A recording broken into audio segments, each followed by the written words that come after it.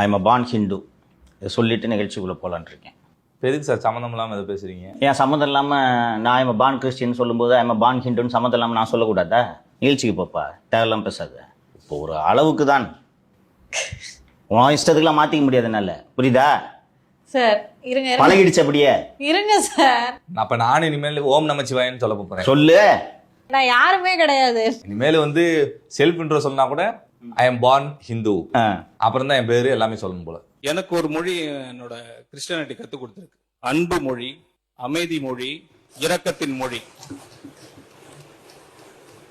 இது பாதி பேருக்கு எவ்வளவு தமிழ் படிச்சாலும் தெரியாது. நான் பைபிள்ல படிச்சிருக்கேன். Born Christian. தொடக்கத்திலே நான் பேசுனேன்னு அந்த அன்பு மொழியில் அன்பு மொழி எப்படி இருக்குன்றத நான் இந்த நிகழ்ச்சியோட தொடக்கத்திலே நான் இண்டிகேட் பண்ணேன். அந்த பார்ன் ஹிந்து அது ரொம்ப எரிச்சலா இருக்கு அமர்ஜி சார். நான் அதை எடிட் பண்ணி விட்டுறலான்னு பார்த்தேன். ரொம்ப கோவமா பேசுற மாதிரி இருக்கு. அந்த மொழியில தானே அவர் பேசினாரு.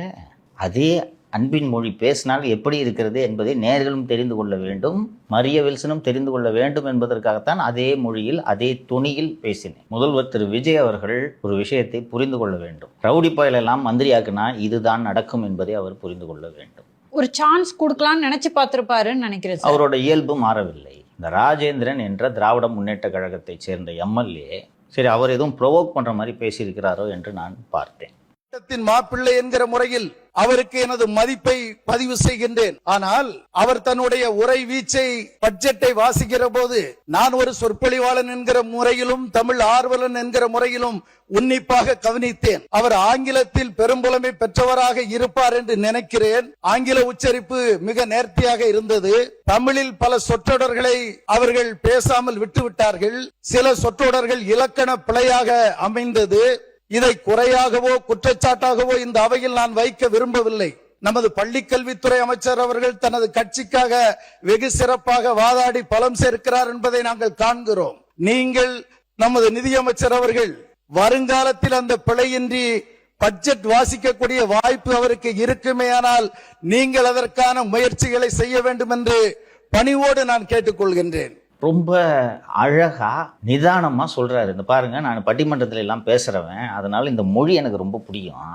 நான் முதலில் எனது மரியாதையை அவருக்கு தெரிவித்துக் கொள்கிறேன். இப்படிதான் ஸ்டார்ட் பண்றாரு அவர். நிதியமைச்சர் அவர்களுக்கு எனது மரியாதையை தெரிவித்துக் கொள்கிறேன்.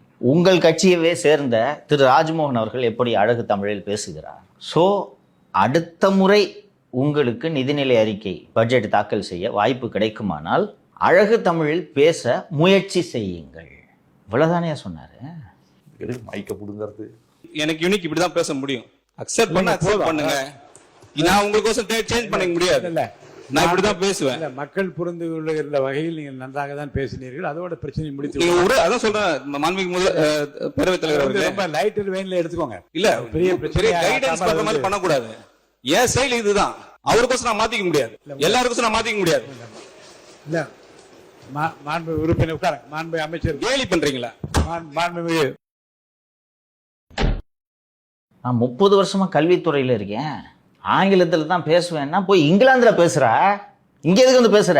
இன்னொன்னு, உங்க ஆங்கில புலமையை பார்த்து உங்களை எம்எல்ஏ ஆக்கல. இது தமிழ்நாடு அரசு, தமிழ்நாடு சட்டப்பேரவை. ஒரே வார்த்தையில நான் முயற்சி செய்யறேங்க, கத்துக்கிறேங்கன்னா முடிஞ்சு போச்சு இல்ல. சொந்தக்காரங்களுக்குள்ள பிரச்சனைனா வீடு பூந்து சொந்தக்காரங்களை அடிக்கிற ரவுடித்தனம் பண்ற ஒரு நபரை அமைச்சராக்கியதற்காக முதல்வர் விஜய் அவர்கள் தினமும் வருத்தப்பட வேண்டும். அதான் நேத்து தான் அவர் சிரிச்சிட்டு இருந்தாரு சட்டப்பேரவையில. அப்படிலாம் சிரிக்க கூடாது என்பதற்காகத்தான் இத்தனை லகுட பாண்டிகள் கூட இருக்கிறார்கள். முதலில் இது என்ன வார்த்தை, அது என்ன சொன்னாரு? ஐயா கொஞ்சம் அழகா தமிழ்ல பேசுங்க. ஐ எம் பார்ன் கிறிஸ்டியன்னா மதம் எங்கிருந்து வந்தது? இதில் மதம் எங்கிருந்து வந்தது? இந்தியாவிலும் தமிழகத்திலும் மதத்தை பரப்புவதற்காக வந்த ஐரோப்பியர்கள் இந்த மொழியின் மீது காதல் கொண்டு மிகச்சிறந்த மொழியறிஞர்களாக மாறிய வரலாறு இந்த மொழிக்கு உண்டு. வீரமாமுனிவர், ஜியு போப்பு, கால்டுவெல்லு 16 மற்றும் 17ஆம் நூற்றாண்டிலே தமிழகத்திற்கு வருகை தந்த வீரமாமுனிவர் இந்த மொழியின் மீது காதல் கொண்டு எழுத்து சீர்திருத்தத்தை அறிமுகப்படுத்துகிறார். திருக்குறளின் மேல் கொண்ட காதலால் திருக்குறளவே மொழிபெயர்க்கிறார். அந்த மதமே இந்த மொழியின் மீது காதல் கொண்டது. ஃபர்ஸ்ட் எங்கிருந்து மதம் வருகிறது? எதுக்கு நீ மதத்தை எடுக்கிற? மதத்தை பத்தி ஏதாவது பேசினார் அந்த ராஜேந்திர எம்எல்ஏ? பார்ன் கிறிஸ்டியன்னா தமிழ் வராதா உங்களுக்கு?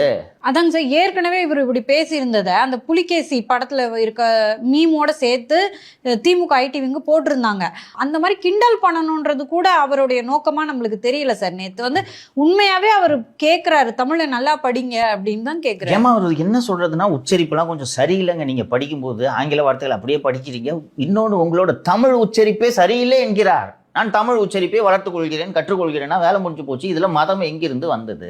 ஏன் உனக்கு மனசுல இந்த எண்ணம் வருது? ஐம் பான் கிறிஸ்டியனா நீங்க இங்கிலீஷ்ல பேசுவீங்களா? இங்கிலீஷ்ல பேசினா இங்க இருக்காதப்பா. நீ தமிழ் தெரிந்த ஒரு நபர் தமிழகத்தின் நிதிநிலை அறிக்கையை படிக்கட்டும். அப்படி ஒண்ணும் கிழிக்க வேண்டியது இல்லைங்க. அப்படி பார்த்தா இதுக்கு முன்னாடி திரு பிடிஆர் அவர்கள்லாம் வந்து லண்டன்ல இருந்து தான் வந்தவர். ஆமா, அவர் படித்தது மேலை நாடுகளில், ஐரோப்பாவிலும் அமெரிக்காவிலும் படித்தவர். தமிழே வரல, கஷ்டப்பட்டு பேசுறாரா இல்லையா? கத்துக்க முயற்சி செய்யறாரா இல்லையா? இன்னொன்னு, நீ யாரு? உனக்கு எங்க இருந்து இவ்வளவு ஆணவம் வந்துச்சு? நீங்கள் அத்தனை பேரும் ஜெயிப்பதற்கு காரணமாக இருந்த திரு விஜய் அவர்களுக்கு கூட இவ்வளவு ஆணவம் இல்லையே. அவர் நேத்து இந்த இன்சிடென்ட்டை பார்த்து வருத்தம் தான் சார் பட்டிருப்பாரு. இல்லம்மா, நான் சொல்றது, டேய், நான் என் மூஞ்ச காமிச்சு எல்லாத்துலயும் ஜெயிச்சுட்டேன்றான்ட்டு ஒரு இடத்துல கூட விஜய் ஆணவம் நடந்துக்கலையே.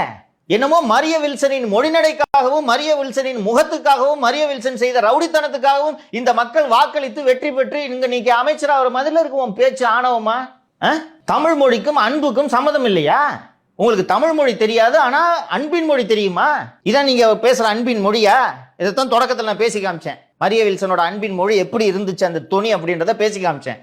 இதுல ராஜ்மோகன் எந்திரிச்சு இவருக்கு முட்டு. பண்பா நடந்துக்குங்க சார், எல்லாருக்கும் சொல்றேன் நான். ஆதவர்ஜுனா எந்திரிச்சு இவருக்கு முட்டு. ஆதவர்ஜுனா எந்திரிச்சு உட்காருங்கன்னு தான் சொன்னாரு அவர் ராஜ்மோகன். உதயநிதி மட்டும் என்ன தூய்மையான தமிழ்ல பேசுறாரான்னு கேட்க. உதயநிதி தூய்மையான தமிழில் பேசவில்லை, ஆனால் உதயநிதி தமிழில் பேசுகிறார். மரிய வில்சன் பேசுறது தமிழே இல்லைன்றதை தான் ராஜேந்திரன் சுட்டி காட்டினாரு. வாயில வசம்பதான் வச்சு தேய்க்கணும், வார்த்தையே வரமாட்டேங்குது. 4 வரி தமிழ்ல படிக்க சொல்லுங்க.